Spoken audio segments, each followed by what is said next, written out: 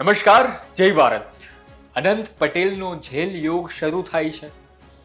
આ હું કેમ કહી રહ્યો છું? કારણ કે એમની 2022ની એક ઘટના જે છે જેના કારણે તેમની ઉપર મુશ્કેલીઓ વધુ શકે છે, તેમની ઉપર આરોપ ગંભીર જે લાગ્યા છે તે સાબિત થઈ શકે છે અને સાબિત કરશે એક ખૂબ જ બાહોશ વકીલ. એ વકીલ કોણ છે તેની પણ આજે આપણે વાત કરીશું. નમસ્કાર, હું છું કૃણાલ. મેં એવું કેમ કહ્યું કે અનંત પટેલનો જેલ યોગ શરૂ થાય છે? કારણ કે આપણે એની માટે જાણવા માટે જવું પડશે. 2022માં ઓક્ટોબરનો મહિનો હતો.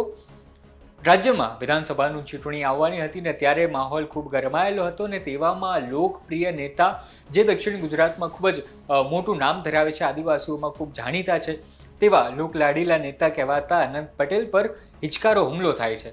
અમુક લોકો આવે છે અને તેમને ખૂબ જ ગંભીર રીતે ઘાયલ કરે તેવી રીતે તેમને મારે છે. અને આ ઘટના જેવી બને છે તેમાં નામ આવે છે ખેર ગામના ભીખુભાઈ આહિર. અને ત્યારબાદ અનંત પટેલ અને તેના પણ જેટલા પણ સમર્થકો હતા, લગભગ 5 થી 6 હજાર લોકો, આ તમામ લોકો ખેરગામમાં આવી જાય છે. આ 9મી ઓક્ટોબરની 8મી ઓક્ટોબરની જ વાત છે અને ત્યાં તેઓ આવી જાય છે અને આવતાની સાથે ખૂબ જ ગંભીર માહોલ થાય છે ખેરગામની અંદર. અને ત્યારબાદ તેમની ઉપર એવો આરોપ લાગે છે, આજે આખી ભીડ ભેગી થઈ હતી 5-6 હજાર લોકોની, તેમાંના અમુક લોકોએ ભીખુભાઈ આહિર જે છે તેમની દુકાનમાં તોડફોડ કરી, તેમનો સામાન બાળી દીધો અને સાથે બીજું આ ટોળું હતું તે વિફર્યું હતું. અને તેના કારણે અત્યારે તેમની પર કેસ ચાલી રહ્યો છે. અને આ કેસમાં અત્યારે સૌથી પહેલાં આખી ઘટના શું બની તે હવે તેના આ સરકાર તરફથી જે સ્પેશિયલ પ્રોસિક્યુશન મૂકવામાં આવ્યા છે, વકીલ મૂકવામાં આવ્યા છે, તે છે નયન સુખડવાલા, જે સુરત જિલ્લાના મુખ્ય સરકારી વકીલ છે. તેઓ ખૂબ જ શાનદાર રેકોર્ડ ધરાવે છે પોતાની ધારદાર દલીલ માટે. મોટા ભાગના કેસ જીતવામાં તેમનું યોગદાન હોય છે. તેઓ કોઈ પણ કેસ હોય તેને હારની બાજીએ જીતમાં પલટી શકે તેવી તેમની કાબિલેદાદ છે અને અનુભવ ખૂબ વધારે છે. અને આ ખૂબ જ ધુરંધર એવા આ વકીલ જે છે, હવે સરકારે તેમને નિમ્યા છે કે હવે તમે અનંત પટેલ અને તેમની સાથેના બીજા 15થી જેટલા લોકો છે જેમની વિરુદ્ધ જે આખો કેસ બનાવવામાં આવ્યો છે, કારણ કે અનંત પટેલ જે છે તે ભાષણ આપી રહ્યા હતા અને તેમના ભાષણથી જ આ ટોળું વિફર્યું હતું, તેઓ જે છે આખી આ ફરિયાદમાં નોંધવામાં આવ્યું છે. અને તેના કારણે આખો કેસ જે છે તે હવે અનંત પટેલ અને સહિતના બીજા લોકોની સામે ચાલી રહ્યો છે. અને સૌથી પહેલાં અનંત પટેલ અને તેમના લોકો છે, તેમના તરફના જે વકીલ છે, તેમણે સૌથી પહેલાં આ કેસને ડિસ્ચાર્જ કરવા માટેની જે છે તે માંગણી કરી હતી કોર્ટ સમક્ષ અને કોર્ટે તેને ખારીજ કરી છે. વધુમાં કોર્ટની અંદર જે શું થયું તે જાણીએ આપણે નયન સુખડવાલા, જે આ કોર્ટના આખા કેસના સ્પેશિયલ વકીલ નિમવામાં આવ્યા છે, તેમની પાસેથી. સરકારના ગૃહ વિભાગ તરફથી જે ખેરગામમાં 2022માં બનાવ બનેલો, તે બનાવમાં ધારાસભ્ય આનંદ પટેલ, પછી સરપંચ ઝરણાબેન, કોંગ્રેસના આગેવાન સસીનભાઈ, કોંગ્રેસના જિલ્લા પ્રમુખ વગેરે વિરુદ્ધ જે લૂંટ અને એટેમ્પ્ટ ટુ કમિટ મર્ડરનો કેસ દાખલ થયો, એ કેસમાં સરકાર તરફે મારી સ્પેશિયલ પીપી તરીકે નિમણૂક કરવામાં આવી છે. આ કેસની ઇન્સાફી કાર્યવાહી આજે નવસારી સેશન્સ કોર્ટમાં શરૂ થઈ. ધારાસભ્ય અનંત પટેલ અને સસીન અને ઝરણાબેન વગેરે તરફે અને બીજા આરોપી તરફે તેમના વકીલ સાહેબે ડિસ્ચાર્જ એપ્લિકેશન દાખલ કરવામાં આવી. ડિસ્ચાર્જ એટલે કે મારી વિરુદ્ધ કોઈ કેસ બનતો નથી, મને બિન તોહમત કોઈ આક્ષેપનામું મૂક્યા વગર અમને બધાને નિર્દોષ અમને છોડી મૂકો તે પ્રકારની અરજી દાખલ કરવામાં આવી. એ અરજીનો વિગતવારનો લેખિત જવાબ આ કેસના તપાસ કરનાર અમલદાર ડીવાયએસપી શ્રી ગોહિલ સાહેબે તૈયાર કર્યો અને એ આજે નામદાર કોર્ટ સમક્ષ રજૂ કરવામાં આવ્યા. એ જવાબમાં ધારાસભ્ય અનંત પટેલનો જે રોલ હતો તેનો બી ઉલ્લેખ કરવામાં આવ્યો, બીજા આરોપીઓનો જે રોલ હતો તે પણ ઉલ્લેખ કરવામાં આવ્યો, કોંગ્રેસના સસીનભાઈ અને સરપંચ એનો શું રોલ હતો તેનો પણ ઉલ્લેખ કરવામાં આવ્યો, કોંગ્રેસના જિલ્લા પ્રમુખનો પણ જે રોલ હતો તેનો પણ ઉલ્લેખ કરવામાં આવ્યો. સાથે સાથે ફરિયાદમાં આ લોકોના નામ છે, આરોપીઓના તમામ નામ છે અને આ ધારાસભ્ય સહિત તમામ આરોપીએ જે રોલ ભજવો છે તે રોલનો પણ ઉલ્લેખ ફરિયાદમાં જ છે. અને આ તબક્કે ફરિયાદ ખોટી છે તેવું માની શકાય તેમ નથી અને એને માટે પુરાવો લેવો જરૂરી છે. એટલે ડિસ્ચાર્જ અરજી જે આપી છે એ પ્રી મેચ્યોર ડિસ્ચાર્જ અરજી છે અને બેસલેસ ડિસ્ચાર્જ એપ્લિકેશન છે. તેવી રજૂઆત આજે નામદાર કોર્ટ સમક્ષ અમે કરી. એટલું જ નહીં, નામદાર કોર્ટમાં એવું પણ કહેવામાં આવ્યું કે આ સમય પસાર કરવાને માટે આવી અરજી આપી હોય તેવું દેખાઈ આવે છે પ્રાઇમા ફેસી, કારણ કે અરજીના કન્ટેન્શનમાં જ એક જ વાત છે કે અમે નિર્દોષ છે અને ખોટી રીતે ફસાવી દીધા છે. એના સિવાય બીજી કોઈ મહત્વની બાબત અરજીમાં નીકળી આવતી નથી, જેથી એ અરજી નામંજૂર ખર્ચ સાથે નામંજૂર કરવાનું જણાવ્યું.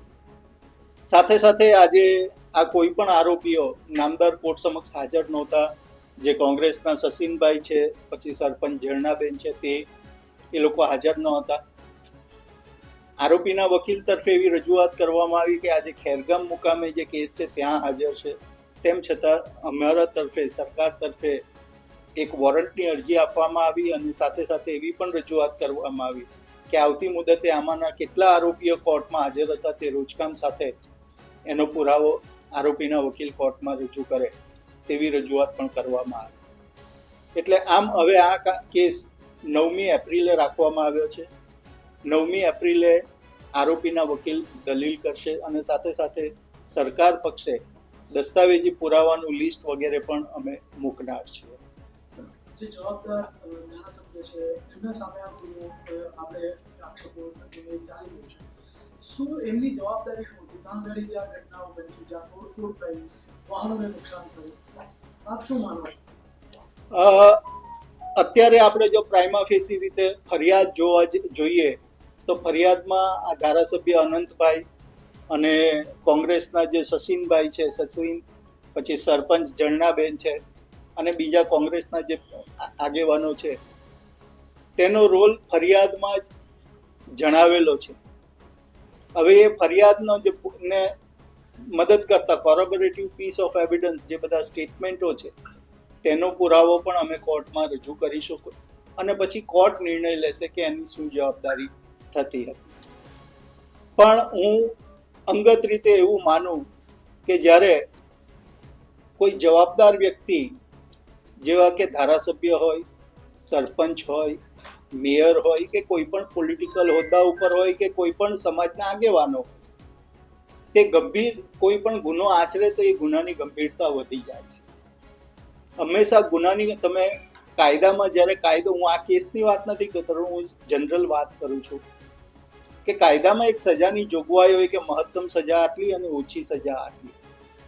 તો આમાં એ પણ એક ફેક્ટર કામ કરે છે કે જ્યારે જવાબદાર વ્યક્તિ કોઈ ગુનો કરતો હોય અને એ ગુનો જો પુરવાર થાય તો એમાં ગુનાની માત્રા વધારે છે તેવું કહી શકાય. સર, એમના પર જે કલમ લાગી છે ધારાસભ્ય પર, એમના પદને આ કલમો કેટલી પ્રભાવિત કરશે? એ કેસ પુરવાર થાય તેના ઉપર છે.